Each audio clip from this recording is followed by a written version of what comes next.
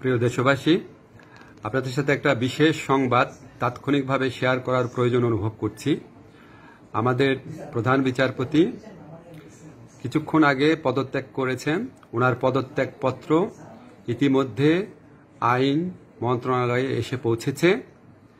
এটা উপযুক্ত প্রসেসিংয়ের জন্য আমরা কাল বিলম্ব না করে রাষ্ট্রপতির কাছে পাঠিয়ে দিব এবং আমি আশা করব যে এটা খুব দ্রুত কয়েক ঘন্টার মধ্যে এই প্রক্রিয়া সম্পন্ন হবে। আপনাদের জন্য আমি আরও জানাচ্ছি যে আমরা শুধুমাত্র প্রধান বিচারপতির পদত্যাগপত্রই পেয়েছি, অন্যদের ব্যাপারে কোনো আপডেট নাই।